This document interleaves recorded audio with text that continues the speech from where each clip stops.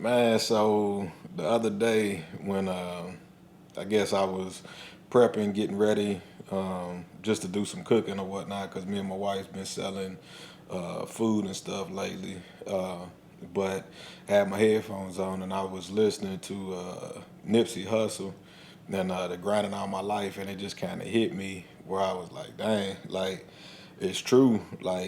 You know, like I've been grinding all my life, and I can think back to selling candy and stuff in school, and then it escalated selling drugs and whatnot, and learn how to cut hair, whatnot, man. A lot of things that I feel like I've always had the entrepreneur mindset before I even knew what an entrepreneur was. And so, yeah, I was just, I think it just hit me that, like there's a lot of things that we do in life that, in some ways, some of it was bad. Like I said, selling the drugs or whatnot, that was a bad part.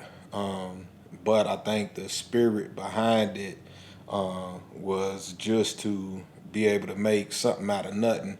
And I think that's what, we just kind of gravitate to. It's not necessarily that, like, even selling drugs, I don't think is that, drug dealers just want to get out here and ruin everybody else's life. But I think you see the need that people have, and that's a bad need, but at the same time, it is a need nonetheless.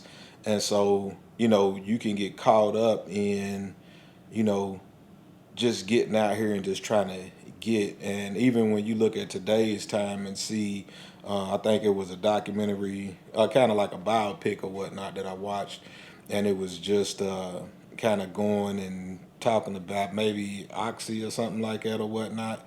But it was just saying, just showing the way that these guys just like got together, and regardless of who it hurt, they knew it was the. I think the documentary is like Painkiller or something like that or whatnot. But even though they knew that it was highly addictive and it was messing people up, they still went through whatever measures that they could do to get that into the hands of people, and they didn't care who it hurt, or whatnot, and it was just really, it was the same thing that, happens in the streets, but it was more so legal or whatnot. And so, and I know today a lot of that stuff still happens and stuff, but, all of that's beside the point. But, I'm just thinking about the entrepreneur mindset. We think like entrepreneurs, and so even as we think like entrepreneurs, there's so many things that's out here and so many opportunities for us. And if you can take that spirit of, just hustling and grinding and then put that towards something positive, you can make things work, So it's like, what you start off with, you don't want to always end off with it. And so, as I think about something that, just real encouraging, even like my brother in law, like he's a person that I seen, just get it out the mud. What's up, Jeff? Um, but he's a person that I seen get it out the mud. And so, whatever it takes, like that's the type of like grind that you need to have. That's the type of tenacity that you need to have. And I feel like, even for somebody like him, like he's tried, I seen him do plenty of things or whatnot. And I remember one time just something funny, like, you know, he had hit me up, hey bro, let's ride up here to Lexington or whatnot, so we ride up to Lexington. I'm like, man, what we going up here for, man? He was like, man, we going to get a tow truck. So he was like, man, here, you drive my truck back and I drive the tow truck back. But I just remember riding on the road and just looking behind me and seeing him in his tow truck, because he had done a lot of different hustles. He just figured out ways to make it work. And I think like looking through that type of situation and seeing the tenacity and just the hustle, the drive and stuff in a person to be able to know that there's a need in one area. Hey, let me get out here and do what I need to do, to be able to feed my family off of it. And so, him getting the tow truck tied into another business that he was doing, and it's just, a lot of different things. But like over time, I've just seen him just take the resources that are there and just make something out of it. And for a lot of us, that's pretty much what we do. Like even me cutting hair. I just, it was something that I needed to do for myself. I couldn't afford to go to the barbershop.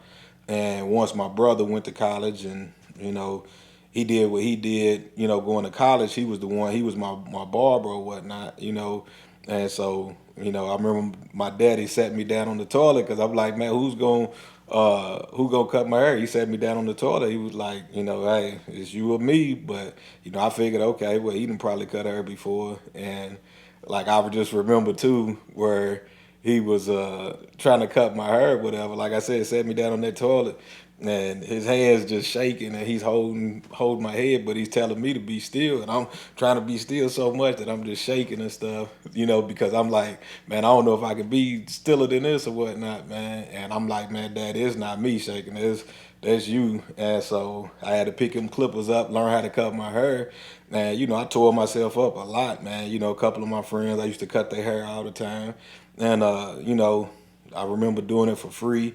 Everybody's hair for free. Then it turned to $2 and $3 and $5 and $10, and here I am making a living off of cutting hair. But it's just the things that we pick up and just start to grind and get and do. And I think like there's too many resources out here for us to be broke. Like you can learn how to wash a car, you can learn how to cook, you can learn how to cut hair, you can learn how to cut grass, you can learn how to do anything. Like, there's so many things that, like you can just use resources out here that you can use in order to create something. So like, get creative and just start thinking of ways that people, you have something that you can benefit a person for. And because there's a lot of things, like for me, like I feel like I can work on a car, right?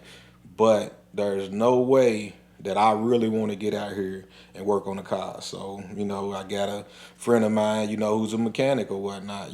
Joe, what's up there?